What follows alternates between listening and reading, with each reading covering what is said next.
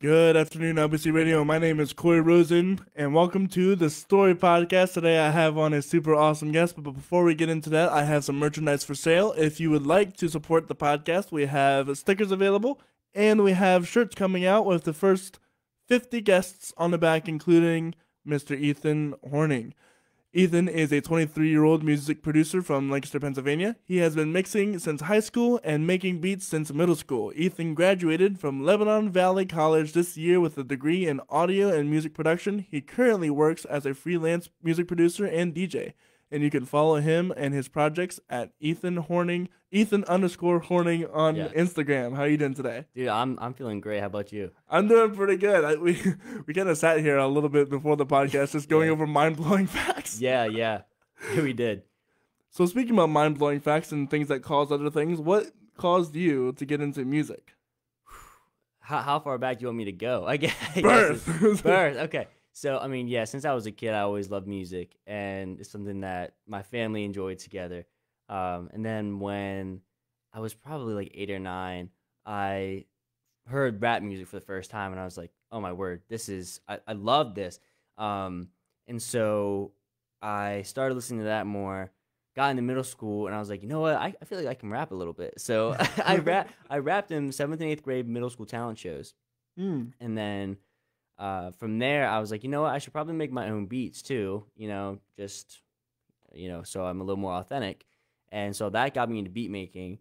And then freshman year of high school, I took a guitar class, and then from there, I started learning more guitar. And then my sophomore year of high school, I started learning music theory. Mm. I took a class and then continued to learn. And then from there, I knew that God wanted me to go in the direction of music production when I was, I think, a junior in high school.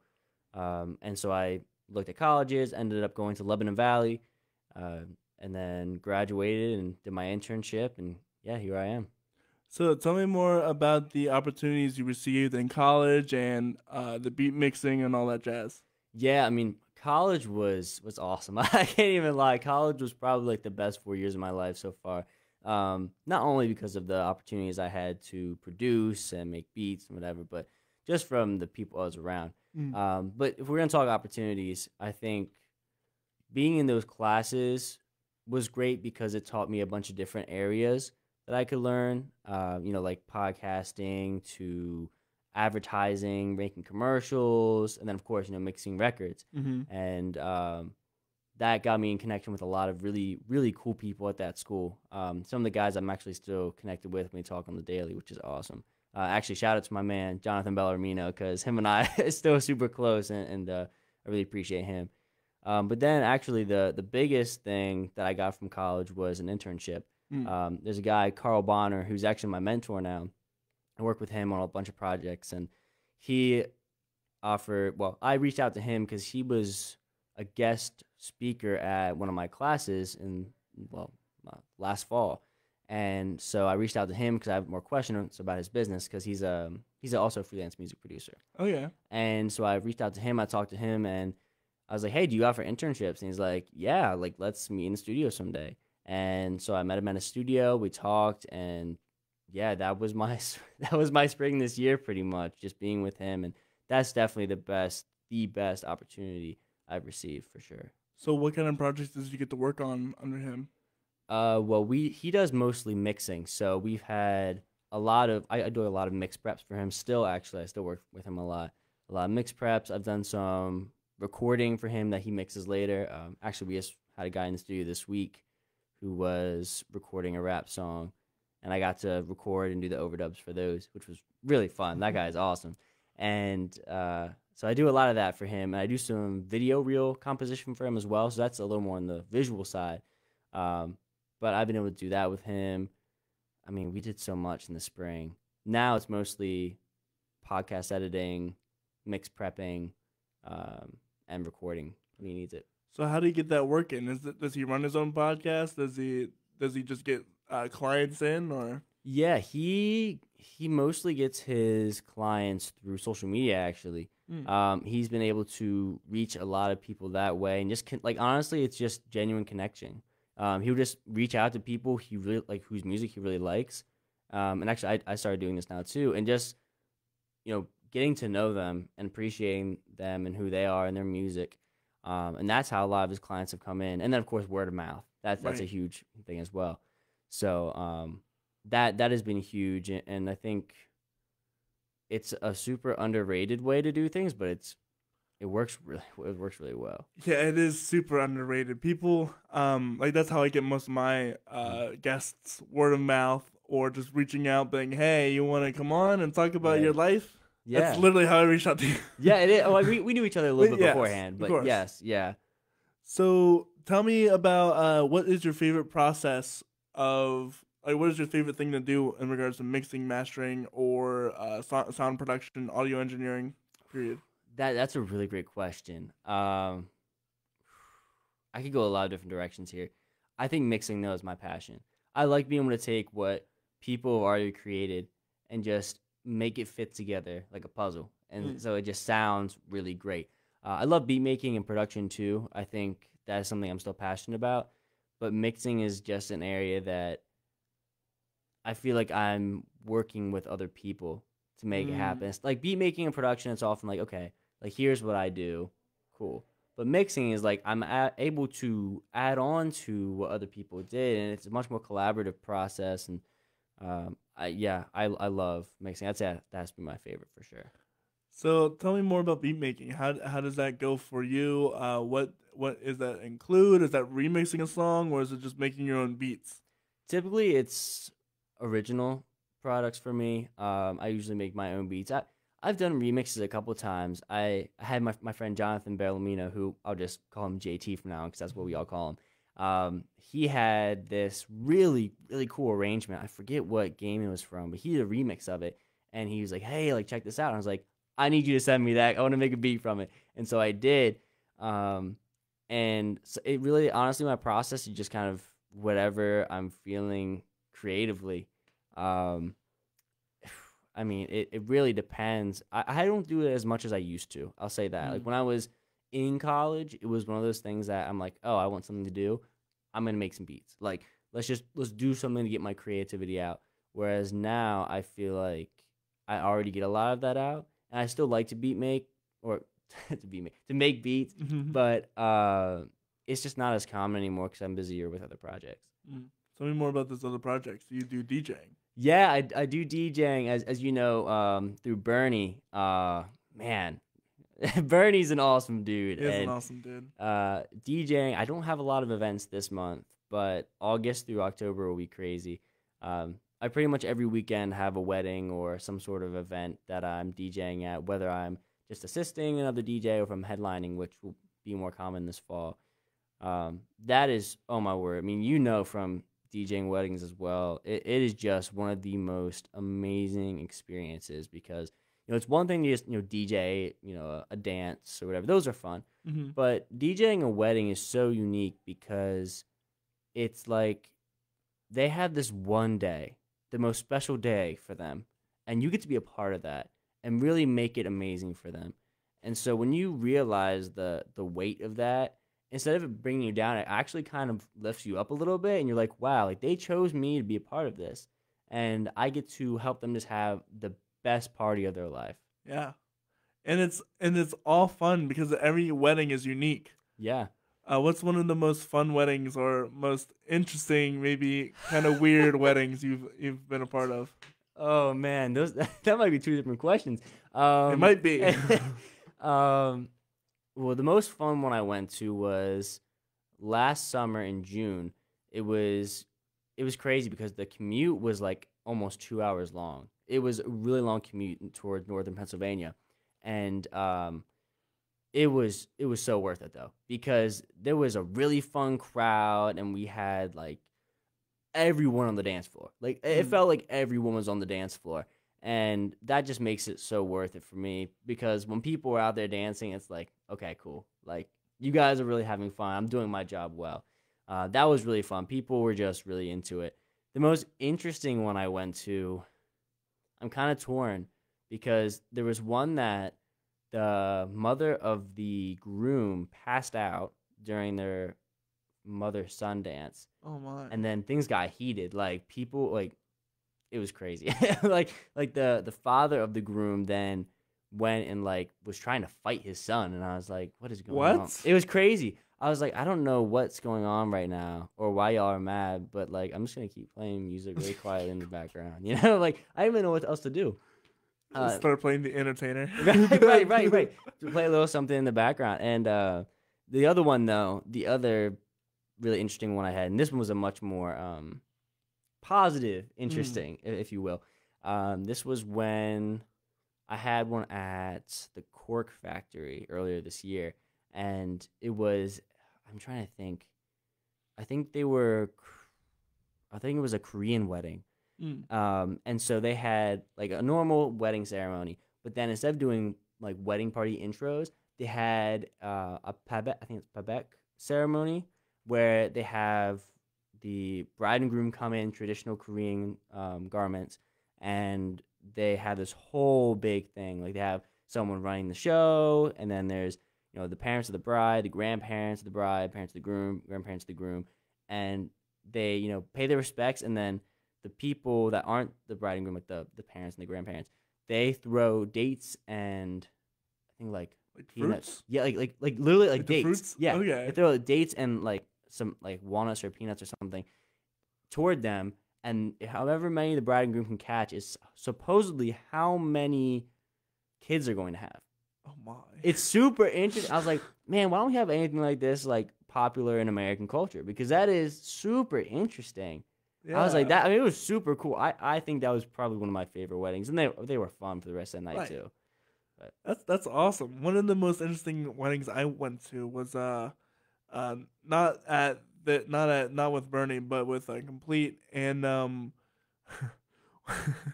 the groom had a love for dinosaurs. Okay. And so what they didn't tell the groom this, but the bride was they got an inflatable dinosaur suit. Oh no! Oh no! I know this is gonna play out. well, in her and guess what her processional song was? Jurassic Park. Of course. I was about to say. I'm like, of course it is. Yeah. Of course it is. Right. But the groom already knew all that. He didn't know, however, that there was gonna be a dinosaur walking up to marry him. Wait. This is during the ceremony. During the ceremony, I thought you were talking during like the intros. No. Oh, wow. Yeah. So she walks down the aisle in her dinosaur costume to the sound of Jurassic Park, and it was the best thing ever. But the problem was, so they put the sheet up to her on like get out of the suit, but it took too long, so I'd like keep riding back. Oh, right, just playing it back. Wow. But otherwise than that, it went perfectly fine. And interestingly enough, there just so happened to be fireworks that night. Oh. So they had the option of having their last dance or going to get pictures with fireworks. And obviously, they chose firework wedding photos afterwards. Right. It was awesome. Wow. Dude, that'd be so sick. That was one of my most... And it was also an Indian wedding, too. Oh, nice. So I had to play Indian music, which I was not very well acquainted to. To be honest. Yeah. But it was a lot of fun, man. It was really fun. It was really good food. Not surprisingly. Well, yeah, dude, honestly, I'm amazed at like how diverse food can be. Like, I mean, I grew up in Lancaster County, Pennsylvania, like literally where we are now, and it was like pretty much Pennsylvania Dutch cooking. Yep. And then you go into Lancaster City and you start getting some of the different cultural foods, and it's like, oh my gosh. This is so good. How can it be so good and be so different? Like, right. It's amazing. Like, it is incredible. Shout out to El Rincon Ponciano. There's I wish I could speak Spanish, but it's a little bodega on like Walnut and Queen next to Jack Williams. Okay. And they have the empanadas the size of my hand, and my hand is a giant hand. Yeah, you do. You have a big hand. And they're $2. Wow. Okay. Yeah, empanadas the size of my hand, and the only reason why I realized that was because I had to drop off my car at Jack Williams, and then I had to walk back to my house, and I was like, I might as well get something for the walk back, because I live on Orange Street past the Penitentiary. Okay. Or I did at the time, so it was a long walk. Yeah. Oh my word. Yeah. So I was like, fine, I'll just stop at this little place and see what they got, and they had these giant empanadas the size of my hand. I'm like, I'm getting 6. Yeah. Oh my word, yeah. Wow. Dude, there's a place. Oh, I can't remember now. There's a Thai place in Lancaster. It's like just on the outskirts of the city. Mm. Oh my word. So good. They made pineapple fried rice. What? It was so good. Dude, it was so good. Like fried rice with pineapple in it? Yeah. It was so good. That seems so weird. It's like it's one of those things where I like pineapple on pizza. So I'm like no, You're one I'm of not those. right now. But it's like I think it's one of those things where you don't knock it till you try it. Well, of course. You know. And I'm the same. I actually don't mind. I just did that because it's Yeah. funny. yeah. I don't mind pineapple on pizza either. To eat it together is a little bit weird, so I'll just separate the two. Okay. But whatever. What the childhood dish that grosses everybody out that I've ever talked to is tuna mac and cheese. You know what? I think you and I talked about this. I don't like Yeah, tuna. we did. Yeah, we did talk about this. I like That's mac right. and cheese. It's fine. Personally, I think it's overrated, but it's fine. Mm. Tuna though.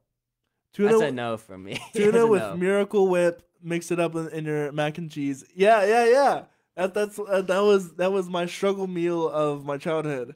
The Miracle Whip, and now I like to put bacon bits in it. Oh, see, the bacon bits, they might save that. The bacon bits might save it for Mm. me. I love bacon and I love bacon bits. So that might save it for me. But everyone else was like, tuna? Yeah. Mac, what kind of Yeah. heresy are you speaking? I mean, that's what I thought at first too. Well, because like you make tuna casserole and it's like the same kind of ingredients almost. Oh yeah, I guess that's true. You know what I mean? It's just not warm, I guess. Yeah. Tuna casserole is cold, isn't it? It's like mac and cheese and tuna and like whatever greens you have in there. Right. Yeah. Just yeah. cold. True. That's So- very true. People are just hating on things. Yeah, it's true. It's true. So tell me, what are some of the secrets you have for DJing?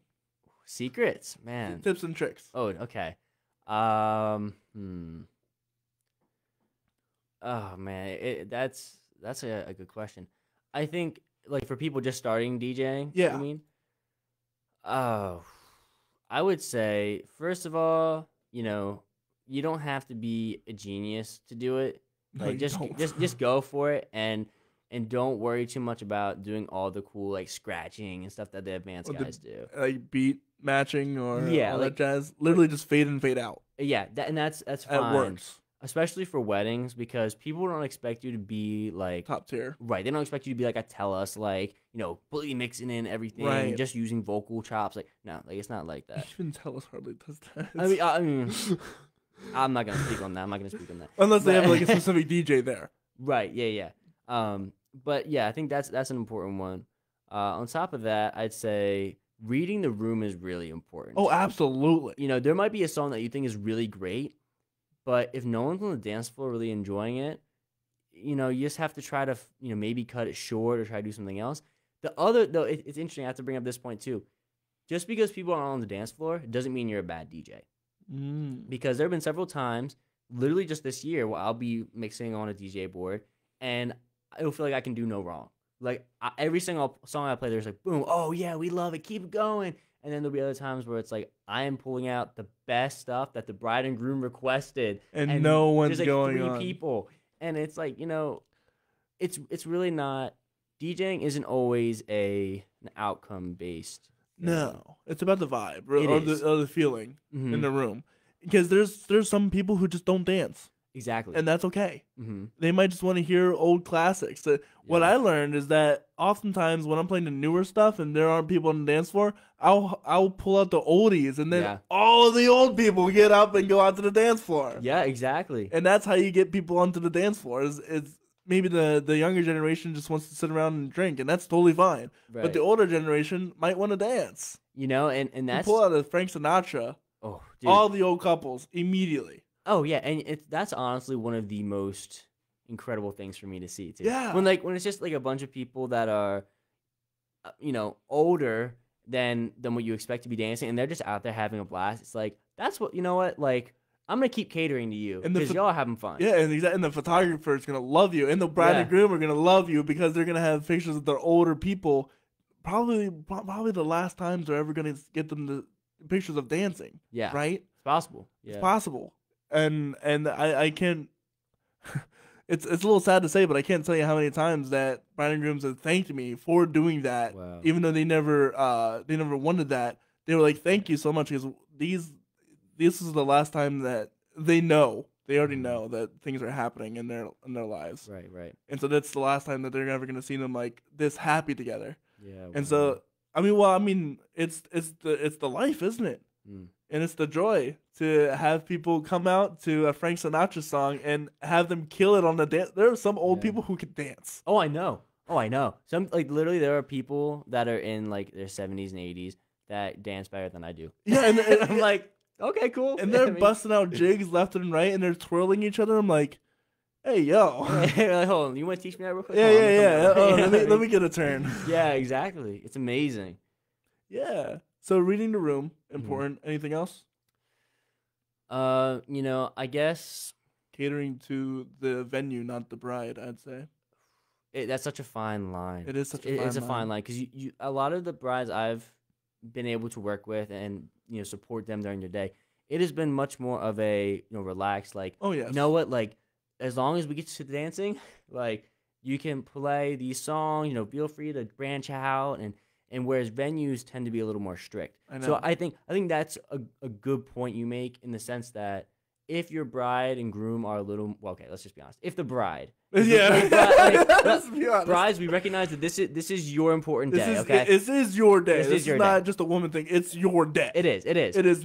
Forget the groom. Yeah, I mean, like literally, his opinion doesn't matter nearly as much as yours in this situation. It doesn't. And so if it's a really laid back bride, cool. But if it's a bride that is also, or if it's a bride that is a little more strict about things or uptight, like, that's completely fine. It is your day. You can do it your way. Yes. But then I typically have it your way. Literally, I'm quoting Bernie's like slogan right now. It's your day, your way. Like, that's his slogan for Portable Sounds. Anyway, but if it's a more strict bride, then I'm like, okay, I'm gonna cater to her because chances are, this is her only chance, right? This is her wedding day. She wants to be perfect, so I want it to be perfect. Mm-hmm. Yeah, I'd agree. If the bride is really relaxed, but I would make sure, because I know this from experience, the venue comes first, because those are the people that are going to get you more weddings. That bride isn't going to cancel you for more weddings. The venue will. Yeah, that's true. The venue will definitely, if you are good with them, they will. Yeah, they'll rehire you. And the big thing too is a bride can't rehire you. Right? Yeah. Well, I hope not. I mean, I hope not. Yeah, but you make a good point, and I think what it really comes down to is you shouldn't treat either one like they're just like not. Oh no, you shouldn't. Not at all. You should be able to find a balance. There's a fine line, right? Where it's like, okay, I'm prioritizing the bride or prioritizing the venue, but they're both still super important, and I'm going to do everything I can because chances are their interests aren't going to clash. No, chances they're going to be going the same direction. Unless it's a wild party. yeah. I've had too many of those, but I've had a few of those. There are some people who like to get really party worthy. Oh, and clothes are a second option. Sometimes. Oh, I've never witnessed that, and I'm thankful it hasn't happened.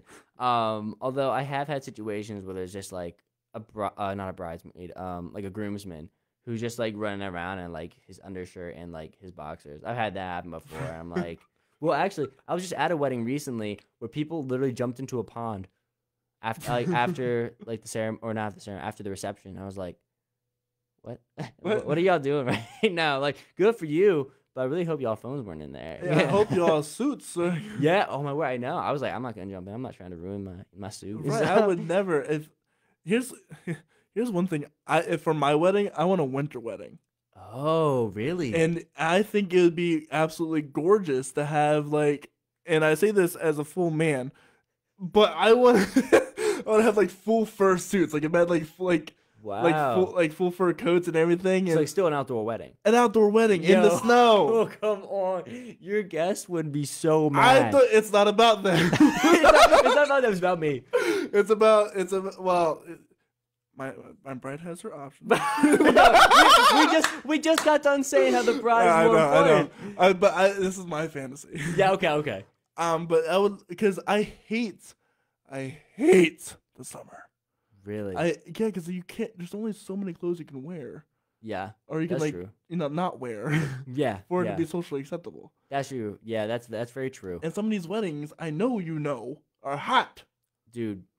The all black is kind of a killer sometimes. As Exactly. I'm You know wearing what all I'm black. saying? Yeah, Well, same. yeah, But it's like like if I'm in the winter, I can put on a fur coat. We'll look fabulous, sure. right? Yeah, These pictures are gonna be like of none other wedding, true. right? Yeah, And imagine her in her like white fur coat wedding dress. that'd be tough. That That'd be nice. that'd be nice though. That'd be pretty cool. It's just me in my big old fur coat suit as well. I feel like you would rock that too. Like you in a fur coat, you would rock that 100%. Right, and whoever my bride is, I'm sure would be totally down for it. Yeah, I hope so. That'd be awesome. It'd be so sick. Imagine the snow falling and dude, that'd just be so cool, wouldn't it? It'd be cool, and I mean, you'd have to have a really really short ceremony though. Oh, of course, yeah. Everything else is inside. Yeah, yeah. But the ceremony or the pictures or whatever, the outside people, there's heaters, Sure. portable heaters as well. Mm-hmm. But I would do that. That would just be a sick wedding. I feel, Yeah. and there would be no sweating when you do the pre-pictures. That's true. You might be looking frigid, but You might be it cold, won't be you but won't be freezing. sweating. And the pictures will probably come out really nice because we aren't dying in our dresses and suits. That's true. I can't say how many times people just look like They look there's something. god-awful. They look like something's going wrong because of how hot it is. Yeah. Yeah. And it's and oh my gosh. Some people, some men especially, Yeah. when they sweat like start crazy. when they start sweating like crazy, and then it's like I can't even get the ring is falling off Yeah. because their hands are so slippery and sweaty. Yeah. I think this is a great opportunity to give a PSA again to the brides and grooms. I highly recommend you don't do an outdoor wedding. It can be nice. Not in the summer. Oh, definitely not in the summer. Or in the spring, or in the winter. Or in the winter or in the fall. Never, actually. That's honestly kind of a rule I have. I'm like, I would much rather pay for an indoor venue for ceremony and reception, especially if the weather is so unpredictable. It I mean, is. even in Pennsylvania, where I've been to a Colorado wedding, and that's really unpredictable. But even in PA, it's like unpredictable, and so you have to. There's just so much that can go wrong. There's so many factors. The humidity. Your hair goes frizzy. It rains all of a sudden. Oh no, there's hail. Literally, anything can happen. Bugs. Mm-hmm. Oh yeah, you remember that wedding we had at the farm recently? Yeah. Oh, that was awful. I was getting bit up so much. Yeah, me too. Oh. I still have bug bites from then.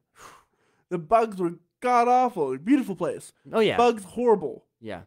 And not to mention the spiders trying to attack us. Yeah, dude. I was like, you're like, oh yeah, that thing can kill you. I'm like, this little spider can kill me. Yeah, Like, it's a brown recluse. They're poison. They're venomous.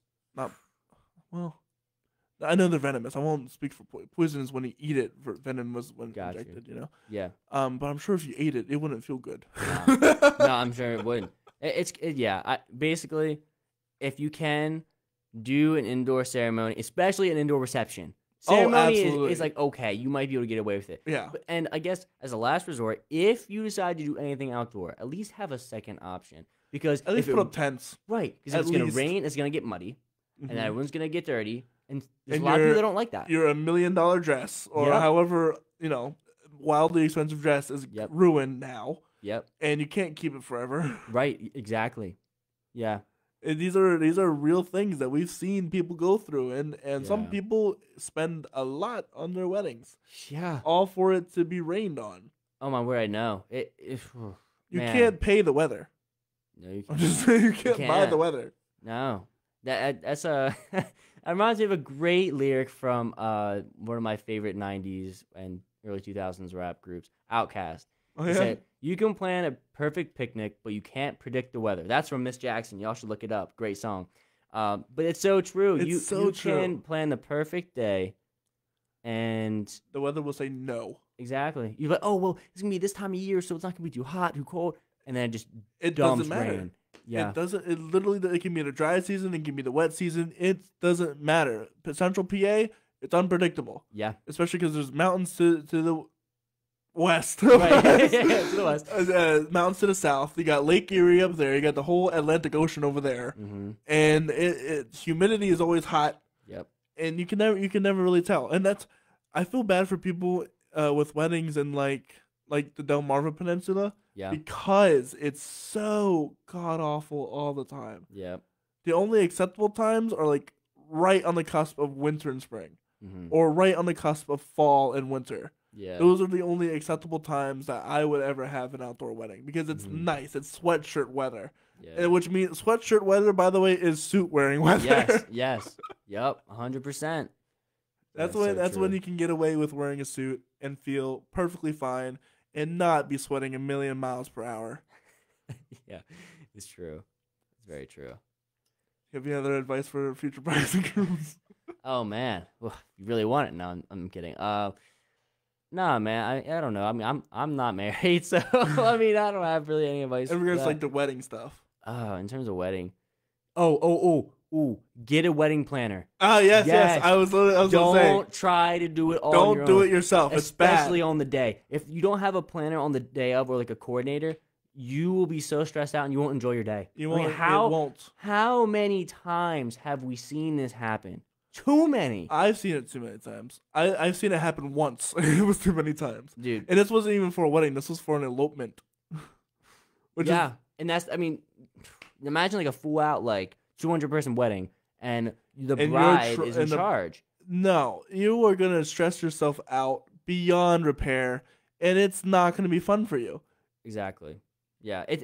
It's just one of those necessary purchases that people don't realize they need, but it is going to be so worthwhile. You're not going to be crying tears of joy like you should. Yeah, there's going to be tears of pain and stress. Pain and stress. Yeah.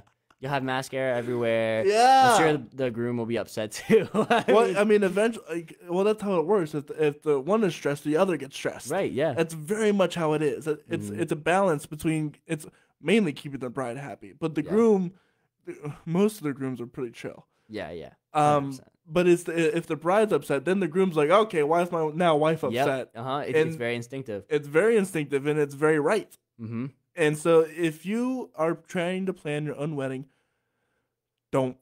Yeah, that's the best advice I could ever imagine. Like, just don't. Give it to at least give your planning over to the DJ, because if the wedding planner or coordinator fails, it's the DJ's job. Yep. At least that's what I've learned.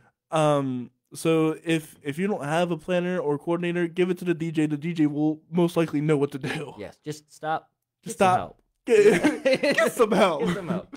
It's Michael Jackson. Michael Jordan. Michael Jordan. Yeah. Michael Jordan meme. Stop it. Get some help. Please do. Don't stress yourself out. Yeah. And if you think that you're an organized person, you're not. Oh, no, you could be, but not on the wedding day. Oh my word! I mean, if you've been to college, you know you're like taking notes, studying for exams.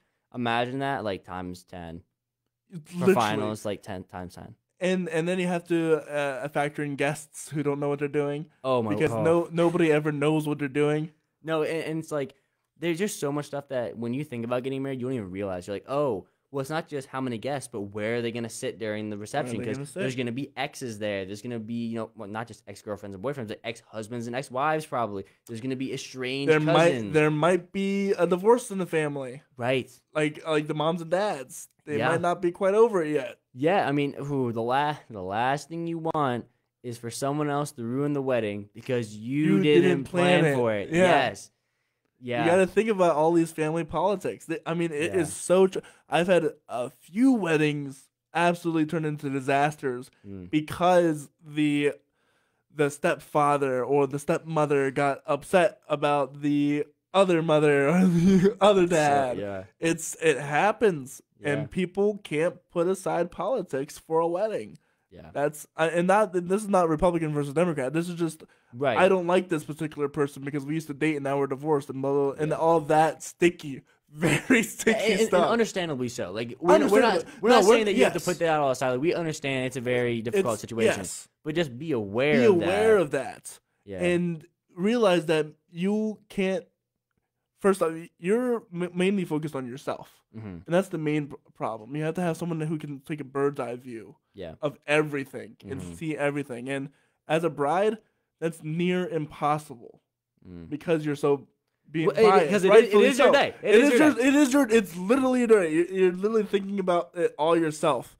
You have to have someone else who can take a step back and see all the things and see, oh, that's not going to work because catering may need to go here. Yeah. Oh, And so many horror stories about that. So many horror shit. Yes. Yeah. Also, give your vendors food. Yeah. Yeah. I mean, I feel like that's just common courtesy now, but yeah, I mean, that is very important. You know, I don't want to be going there to, drive almost 2 hours some places and then I don't get to eat. That would be pretty awful. It's happened to me a few times where people like, oh yeah, we forgot to lay out food for you, and I'm like, oh well, thanks. Cool. I hope you guys like listening to 50s music all night. No, I would never do that. That's I mean, because at that point I'm just working for a tip. Yeah, right? yeah. And that's tip your vendors. Yeah. I'll say food is more important than tip. Oh, but absolutely. tip is always nice. Tip is always nice. Tip is always nice. Yeah. So, how long do you think? What are your plans after this? Do you continue to keep DJing? Do you want to branch out into like audio engineering and like make your own studio or what? I mean, I'm kind of torn because I love DJing. DJing is so super fun It's and super rewarding too. oh my word, yeah, it's probably one of the most rewarding jobs I've ever had, and it's weird calling it a job because it doesn't feel like a job. It really right? doesn't, and the people are always so great, and it makes it so worthwhile to do that. Not to mention that, I mean, it's a very lucrative industry. It is, especially here. Yeah, Lancaster has so many weddings. So many weddings.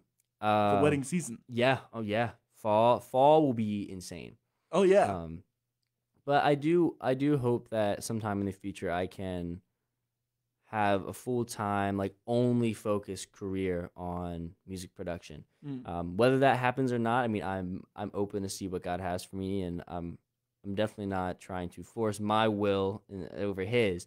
But I've definitely thought about moving somewhere like Charlotte, North Carolina, or Atlanta, Georgia.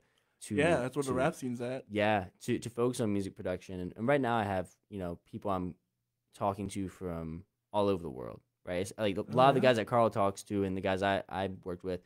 I mean, we got people in LA, we got people in New York, we've got people in Australia, England. A lot of people in England actually. London is popping right now. I've heard. Yeah, rap, right? Just honestly in general. I mean, London for rap, it's good too. I've actually got to meet some guys from there, but just in general, the music scene is pretty big over there right now. At least from my vantage point and where we've been able to meet with people. So, I mean. Oh, I kind of got on a tangent there. But ideally, I think it'd be cool for me to be able to go full time. Having my own studio would be nice, but honestly, if I just have like a little studio room in my house, that's fine with me because it'll be mostly mixing and post production rather than the recording side of things. Right. That's something I've been trying to get into, but electricity is a little wacky. Yeah, it is. It is a little wacky, and I also think there's a ghost in my house. What? Yeah, well, because I have my setup right, and it's like a standing desk kind of thing, but and I've never had problems with this setup ever until I moved into my new apartment. Wow. And because my monitor went flying across the screen, like it literally felt like it was pushed. Wow. Like, and I don't know, and so I'm having another thing that's happening is a lot of things are exploding in my house. Oh, what? Yeah, my shaving cream explodes. This is why I haven't shaved my beard in the longest time, because I'm not buying another shaving cream just for it to explode. Right. And my toothpaste has exploded. My shampoo and conditioner have exploded. Granted, those are necessities, so I have bought more of those. Sure. But like my sunscreen exploded. Wow. And I think it's because of the humidity. I don't know if that's a thing or not. Maybe like an air pressure thing. I think so. That's what But why? How is my question. Why? How? Like hand sanitizer also explodes as well. Like yeah, I don't know. It just so I've taken the cap off of everything that could possibly ever experience that pressure. Yeah. So I've taken the cap off of everything, and it drives my roommate crazy. I'm like, listen, what do you want? What do you want to happen? You want our closet to be full of shampoo, or would you just rather it open and smell like shampoo? Right. You know But shampoo smells good. Like. Yeah, and it's going to smell like shampoo either way. So have your pick and choice of a mess to clean up or not. Right. Yeah, it's true. Yeah, it's going to smell like that regardless. So you might as well just not have the spill. Yeah. Oh, man. But to have my own studio in a place of exploding things is not good. We had hand sanitizer explode all over my equipment. I'm like, Yeah. Oh, that's It was bad. clean though. I don't know if your mic will be happy with that, but No, no. I really need some like Windex so I can like clean up my monitor yeah. because this stuff like has residue left. Mhm. It ruined my TV. Like Really? dead seriously killed my TV. Wow. Well, what's your setup like? So my setup is like so I have my MK audio keyboard on here. I have my keyboard underneath, which I thought was really cool. Because I have like a standing thing where you can like lift it up and lift it down. Okay. Don't click that, please. Okay. And then I have like my monitor. I have my two M audio speakers beside me that also just like to randomly be pushed off the table for whatever reason. And I'm telling you, it's Weird, man. It's weird, man. And then I have the Mac Mini, Okay. and so I have Yeah. like Logic and Oh, all dude, that. that Mac Mini is so cool. It's so nice, isn't Yeah. it? It's really powerful too. Yeah. Yeah. Sucks some storage space, but Yeah. Yeah. but the power is, and it's portable. That's Mhm. what I love about it. I'm starting to build. I haven't really made this announcement yet, but I'm starting to build a portable studio so I can when I'm doing a road trip in December, Oh, nice. and I'm gonna hit the Keys, New Orleans, Dallas, Houston, or I guess Houston, Dallas, Yeah. and then Nashville, Yeah. and then all the way back. And I'm thinking about interviewing people along the way because I've already made these wild connections Yeah. in like Australia and like Nashville and like all these people Yeah. because I've been doing this. But yeah, that's what my studio's like. Oh, What do you dude. have? Well, first of all you need is a little Zoom recorder. That would be golden for that. You don't even have to bring your studio with you. Just bring a Zoom recorder. Boom. Yeah, but the microphone quality. Yeah, that's true. That's It what I'd wouldn't be worried as about. good. Yeah. My studio setup. So I have. Oh, I really want a new computer. I have a MacBook Air that I've been using, and I've had it since I was 18. Oh wow, So I've had it for a while. I've had it for 5 years now. Wow. that's old. Yeah. That's old at that point. It is, and I want to get a That still new. works. Yeah, I've made taken pretty good care of it. That's good. I want to get a MacBook Pro, the like 14-inch with the M1 Pro chip. Like, Yeah, that's what my 'cause- roommate in like the 1 terabyte of storage. Yeah. That's what my roommate has, and all he does is just plug it into his setup and then takes it out. He doesn't even have like his own separate computer for it. I know those things are so powerful. I know. Yeah. That's I what I wanna should get. that.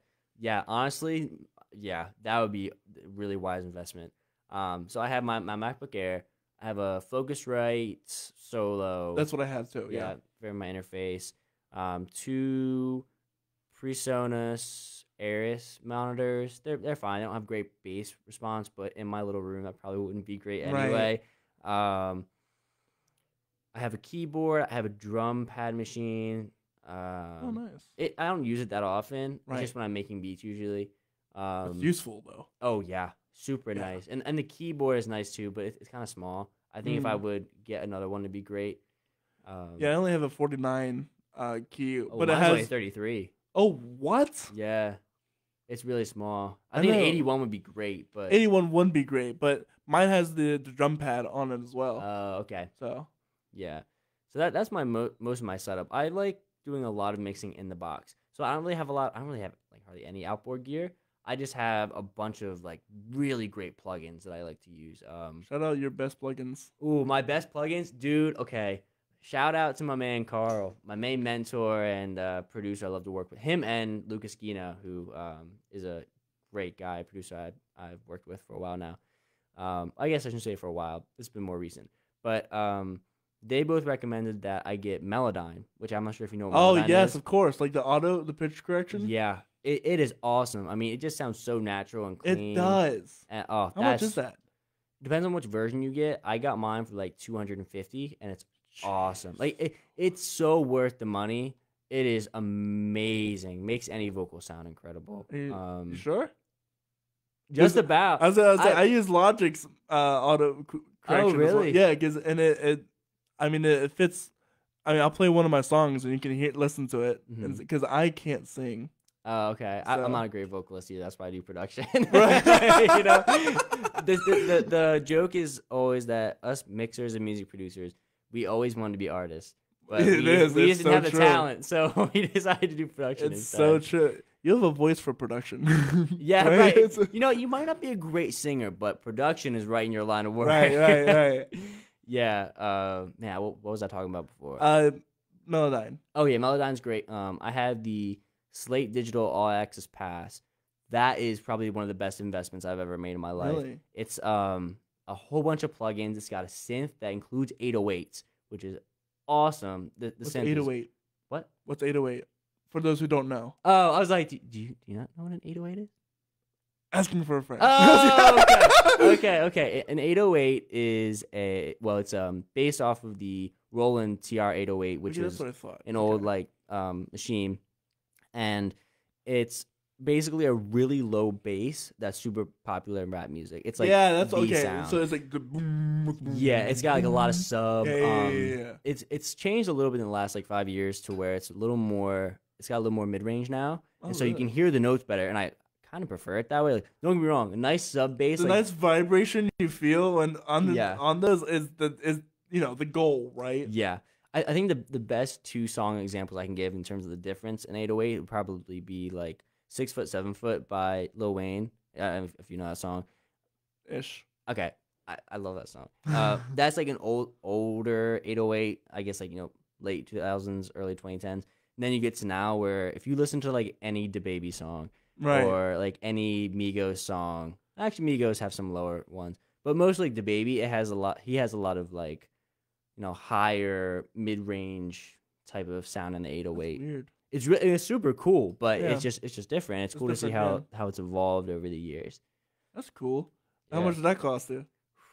Actually, the Slate Digital All Access Pass, I didn't even get into it. It's got a bunch of great mixing plugins too, not just synths. But it's $9.99 a month for the first 6 months of a year, and then $14.99 a month for the next 6 months. That's it. Wait, what? So what you can do is is a one-time purchase is financed over. So you can either buy it full out for a year. I think they might not have the option. There's the 2 main options I remember are you can pay $14.99 a month and then stop whenever, or you can pay $9.99 a month for 6 months and then $14.99 for the next 6 months, but you can't stop the subscription for a year. Huh. So I mean, I went with the cheaper route because I'm like, this is awesome. I already know a lot of these plugins, and they are amazing.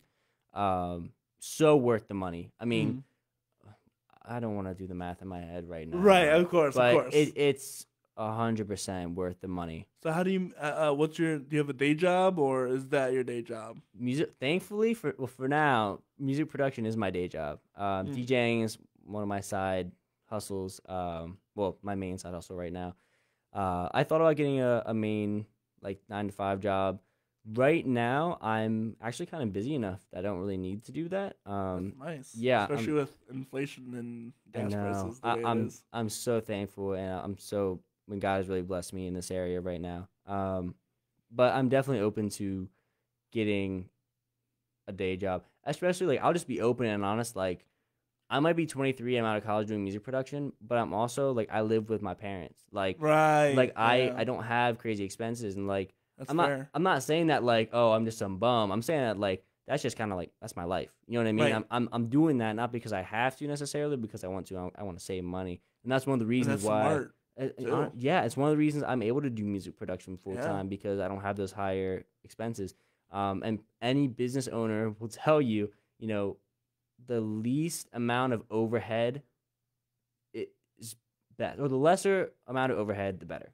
So even if it's just like living expenses, you can lower that, then do it. Like, set aside your pride and do what's best for your business, because you'll thank yourself, 10, 20 years later. I hate hearing that. Yeah. Well, here's the thing. I'm struggling to get expenses together because of the way things are going. Sure. My electricity doubled over the past month, and that came out of nowhere. But the option for me would be move back home with my parents in Salisbury, Maryland, where nothing is going on. Right. Like, I couldn't do this. I couldn't do the podcast. I couldn't do the thing I love, which is like teaching children how to swim. That's what I do right now. Cool. I don't know what the DJing scene is like over there at all. Yeah. But the only thing we have going on there in regards to music is the Civic Center. That's literally it. There's hardly any theaters, hardly any mega churches, or like churches that you can like go out and like intern at. Right. And the only thing over there is like factory industrial job, and not to bash anybody that does that. It's only because I've done that in the Yeah. past Mm-hmm. that I've decided, you know what, I don't like moving metal around in 90-degree Yeah. weather and the humidity of a warehouse, or I'll drive a forklift all day. I'll do that. Mm. If I could get a job doing that, I'd be happy Yeah. Yeah. because I love driving forklifts. Nice. Yeah. But a regular factory job, not me, not anymore. Oh no, me. My first job was, unless you count mowing lawns, but I don't. My first technically my first job was cleaning bathrooms.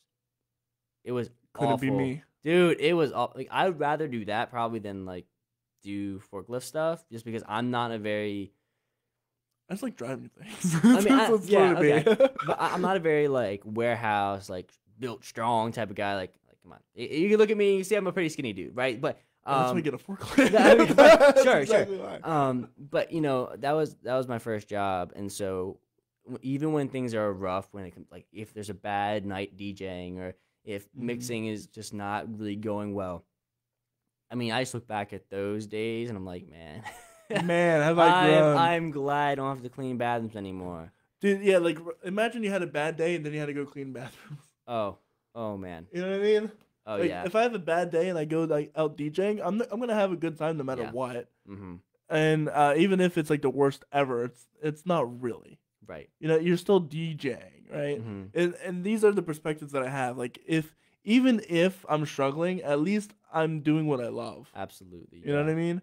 And it's people will say, well, but like you're struggling, man, and isn't this bad for you? And I'm like, but I'm loving every single second Yeah. of my life, though. Yeah. Even though, yeah, I know in the back of my mind rent, in the back of my mind food, in the back of my mind gas, but also I'm doing what I love, and but the only problem for me is like insurance. Yeah, Like getting oh, like yeah. medical and dental and all Right. that jazz. Yeah, well, that's mad expensive. Mad expensive, and it's something I'm gonna think about soon because my parents are gonna be having a. I'm just being old enough to where the point they can't cover me anymore. Right. Yeah, oh my word, that's a whole, I that's a whole didn't. big thing. I didn't know that you have to have insurance or else the government like penalizes you for Oh it. yeah, I didn't know that. I was like, why can't I just like risk it? Yo. But you know what I mean though. It Yeah. seems kind of like a scam almost at that point. Then I mean, no comment. no comment, right? I'm not gonna say anything. No, I don't have any opinion on it. It's fair enough. I was like, just another expense for me to live, I guess. Yeah. It being an adult is expensive. I know. stressful, I've slowly realized that over the past few years that when I got out of college, I was like, oh shoot, gas is oh, dude, $4 or yeah. $5 and When ever since COVID, it was like, because COVID we had like $2 gas prices, and I was like, yeah, let's go. Even though I'm not really doing anything because COVID. right, yeah, right. But now it's up to like, I actually got gas today and it's $4.59 a gallon, which is better than it had been. Oh yes. But it had been up to like $5 a gallon, and No, that's in Pennsylvania. Like in that was- California, it was probably it's like 8 or 9. $10. They like reprogram their like counters to account for double digit numbers. Oh my gosh. And it was funny. I went on a road trip in November this past November. I went to Chicago, and at that point, that was the highest I'd ever seen gas, and it was $4.39. Oh, And I was like, that'd "How? be so great. That would be so great right now." It's like, man, how lucky are we to be over here and not blessed? I'm very blessed. Yeah, The life that we live. 100%. Let's talk about that, God in your life. How do you, because there are some weddings that can be a lot in terms of like music and very raunchy music. So how do you balance that between you and your Christian life? Wow, that's a good question. Could you explain it a little bit more? I just want to make sure I understand what you're saying. So in the Bible, it talks about stuff that we intake and stuff that comes out. And as Christians, or secular music can be very unchristlike. Sure. So how do you balance that? Do you let it affect you? Is that a process for you at all, or does it not just affect you? When it comes to music, and people might have different opinions on this from me, coming from a Christian background, but I think it comes down to, for me, what Paul says. Everything is what is it? Everything is permissible, but not everything is beneficial. Mm. And for some people, listening to secular music is really going to cause them to sin. Yeah. It's going to cause them to act out or to think lustfully, whatever. Yep. But for me, I've been around music for so long, and music is such a big part of my life that I kind of have an analytical mind about it now. I don't really think about, oh yeah, this song is saying terrible things about people, or this song is whatever. Usually, I just listen to the music, and I'm not saying I disregard the message, because I do care about the message, but I think I have a much more analytical perspective on it now, and I try to be understanding as well, and try to understand, like, okay, especially, with rap music especially, I think it kind of gets a bad rap, because, not trying to make a pun, but, right. I think a lot of people just say, oh, well, that's rap music, it's terrible. Right, it's satanic or whatever. I'm like, but, you don't understand. There's a lot of complexity in that. There are people who, for one, are making Christian rap music, which y'all don't want to sleep on that. Like, It's good. I was around when Christian rap was still corny, okay? Right. Like, it's not corny anymore. No, it's good. Thank the Lord, because, oh, man, it was a struggle for a while. But on top of that, even the guys that aren't, even the guys that aren't Christians, you're thinking about like some of the old artists. Yeah. Big shout out to guys like Lecrae and Cross Movement, because they were really the ones that really started making really good music. But even with secular artists, a lot of the times what they're saying is they're not trying to prescribe anything. I think a lot of times our mistake is we think, oh, they're trying to tell me how to live. Well, no, they're saying what their life is like. And they're telling their story. Literally. They are explaining their lives. So when, a guy like J. Cole talks about, the things that he dealt with growing up, I don't think, oh, I should live same way he did. No, there's a reason he's saying the things he is. He's trying to not only explain his life, but chances are, right, especially like a guy like J. Cole, who is trying to help people not stay in the places he was when he was younger. I think it's much more common for Christian artists to do that and have that kind of mentality. I mean, you think about guys, there are a lot of guys, just because I brought him up already, like Lecrae, who have just an incredibly positive message, and they talk about how their lives have changed, and yet people like in the Christian community are trying to like cancel him because he's not saying Christ enough, or he's not saying, he's not quoting scripture enough. And it's like, y'all... They're the same people who listen to you, too. Just Bro, I ain't gonna... I don't even mind you two. But, like, I know what you mean, Right? And it's so frustrating because at some point, you just have to ask yourself, if you're one of those people, is it really about the lyrics? Or is it about what you perceive to be the lyrics based on the music behind it? Right. Because... Are you stereotyping rap? Exactly. There are a lot of... Sure, I'm not going to lie and say there aren't rappers that are misogynistic and, trying to get people to live terrible lives. Sure. But there are also, I'd say, equally as many rappers. People don't even realize. Equally as many rappers that are out there trying to say what they say and do what they do so that they can so other people don't have to follow in their footsteps. I mean, even a guy like Meek Mill, you hear about his story. I don't know if you've seen his documentary, Free Meek. It's on Amazon Prime. He talks about how, the legal system failed him as a black man. Oh, yeah. And I'm just like, I watched that and I was like, oh my gosh. Like, this man was failed by our justice system. And the fact is, he isn't just saying that because, he's ticked off or whatever. I'm sure he is. But he's doing it so that he can bring awareness to maybe people that don't look like him, that these things are happening. So for us to just say, oh, well, he's a terrible person or he's saying terrible things, that's dismissing the bigger problem. picture. Yeah. Yeah. Exactly. And there's so many complexities and nuances that come through that. Yeah. You got to realize that rap is not one genre. Yeah. It is. There are many subgenres of rap, and there's a lot of weird stuff in there for sure. There's some weird stuff. Yeah. One of my favorite rap songs has to be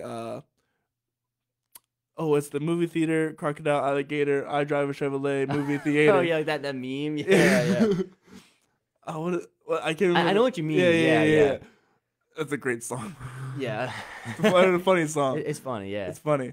But there's that kind of rap, and then there's the more very serious, and That's what rap is. It's basically it's spoken poetry. That's what it is. Yeah. Oh my right? god. It's Love rhythm it. and poetry. That's what Yeah. it stands for, right? Hmm. Rap, and a lot of it comes from a place down deep in each artist. Yeah.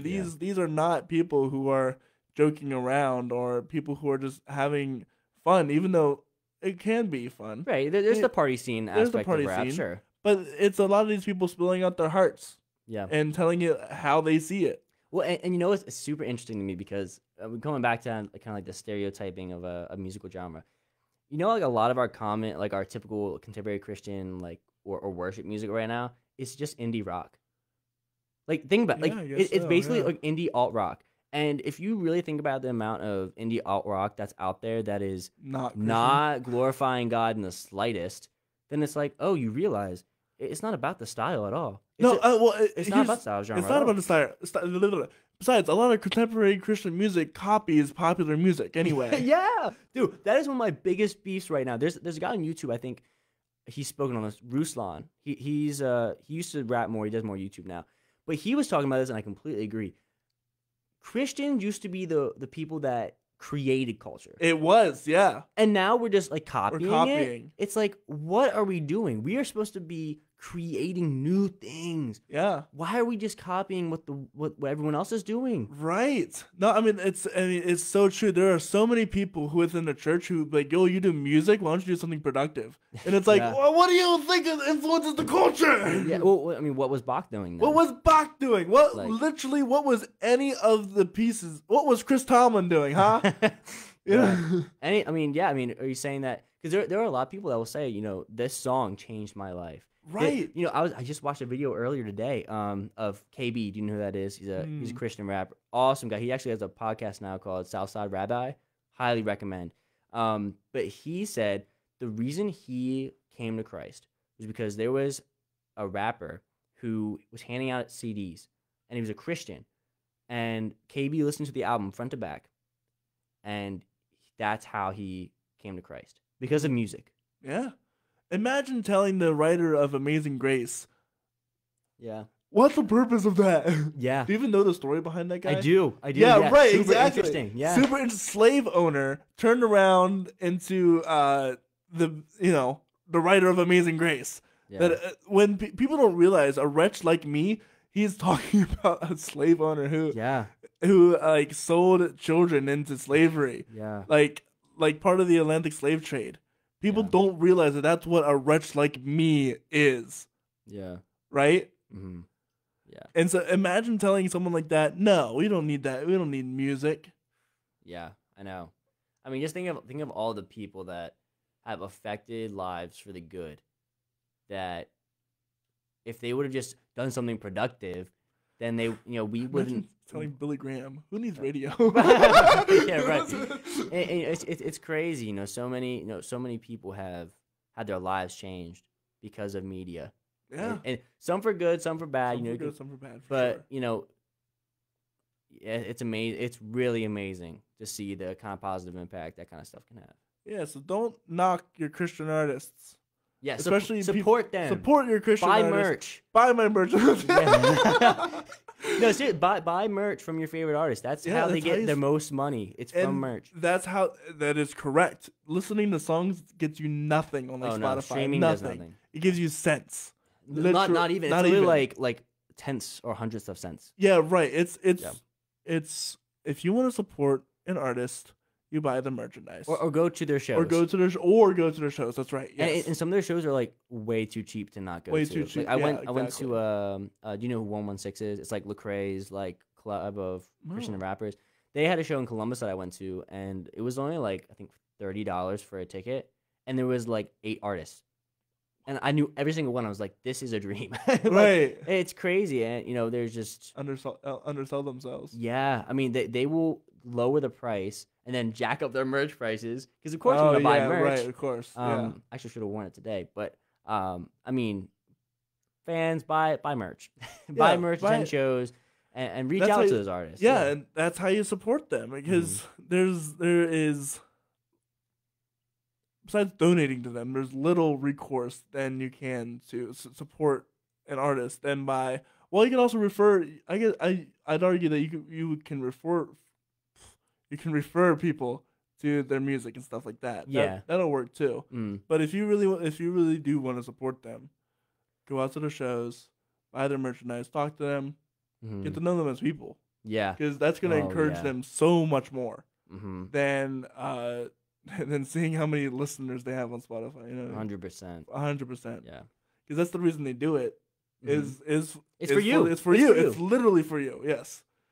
With all that said, I have a few questions. Yeah, go ahead. For you, in terms of, well, here's a few questions. How do you niche yourself into Christian hip hop? Ooh, how do I do that in terms of like working with artists or like what I listen to? Working with artists. Working with artists. How do I niche myself? That's kind of a good question.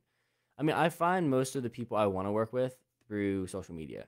And it's just a matter of finding people that really want to work with me too. And when I reach out to people, it's not like, hey, you want to mix a song with me? You want to produce a song? It's not like that at all. It's really just like, hey, I really like your music. I genuinely like listening to your music, and so I wanted to encourage you.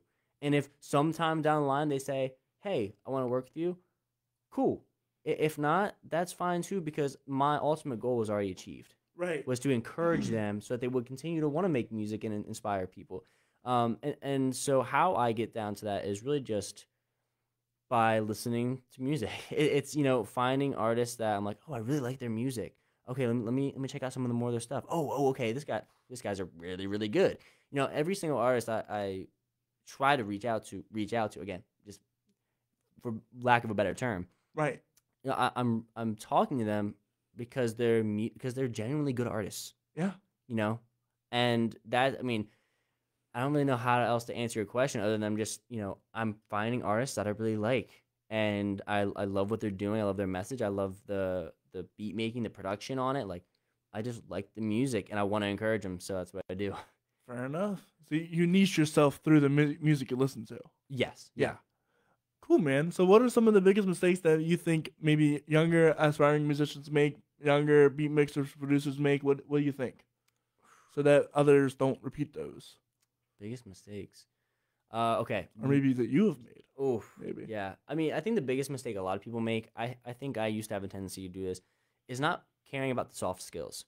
Soft skills, like being a good hang in the room. Oh, yeah. Right. Being good at communication, being able to accept constructive criticism. Those things are seriously way, way, way more important than how talented of a mixer you are. Oh, absolutely. You could be the most intellectually, just a genius at mixing and production or whatever.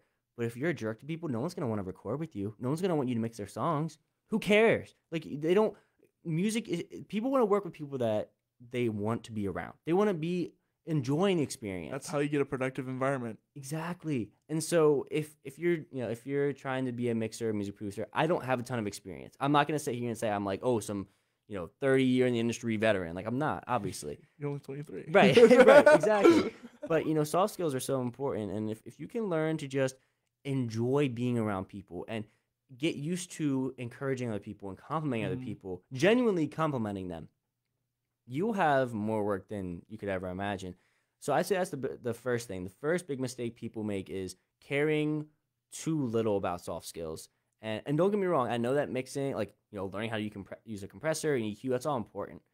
But if people really like to get along with you and they're gonna help you. Yes, they're gonna be like, oh, well, actually, this sounds a little bit too much like this. Why don't you try using this instead? And then you're like, right, they're gonna receive that. They're gonna rebound that soft skill back at you. Exactly. So much of our communication is reciprocated. Yeah. It's like, oh, you are nice to me, I'm gonna be nice to you. If you're gonna be mean to me, I'm gonna be mean to you too. It's not a right or wrong thing. It's just kind of how it is most times. How it works. Yeah. So I mean, soft skills are super important. I say another thing is just don't be afraid of rejection. Absolutely. I'm preaching to myself a little bit because I've traditionally been afraid of rejection and failure, but you just have to go for it and recognize that you're going to fail. You're going to be rejected. This isn't even just for mixing either. This is like, you can talk worldwide, about dating. Yeah. Dating, friendships. A global reminder. Don't be afraid of rejection and taking that next step because, if learn. Yeah, that's like one of the best ways to learn is through trial and error. yeah, so don't be afraid to send that that mix to your friend who knows a music producer and be like, hey, what do you think of this? And then of course, don't be discouraged when they say, hey, this is really cool. Maybe you should try doing this a little bit, or it sounds a little bit like this as the Don't way get to fix it. offended. Yes, and Yeah. I know it's super hard because we often treat music like Like our babies. Yeah. Yes. Excuse me. You can't get offended, and you have to be willing to try new things. Yes, experimentation is very important. Honestly, it makes you feel better. If you do the same thing every time, you're gonna get bored. So if you're comfortable, you're not gonna be happy. Right. Yeah. Don't get complacent. That's another good life tip, I think. But 100%. Yeah. Those are the big ones. Not being afraid of rejection and having the soft skills. All right, man. Last question. Okay. So, what is worship to you? Oh man, how would you define that? Worship is a way of life. Worship is not just singing songs on a Sunday. It's not just reading my Bible. It's a lifestyle thing. It's a daily taking up my cross and following God, because worship was never intended to just be like, oh, when I feel like it, or when it's in a certain context. Right. Worship, we are told as Christians to be living a life of worship. Everything we do should be exalting to God. And that's part of the reason why I don't feel the need to tell people everything I'm about. I don't feel the need to always be telling people who aren't Christians like, hey, what you're doing is wrong, or that's sinful. Right. I don't feel the need to do that, because where is that ultimately going to lead to? It's not going to lead to them coming close to Christ. No, it's going to be resentful. Exactly. Yeah. So that's a huge part of that. And so I decided a long time ago that I was going to live and lead by example.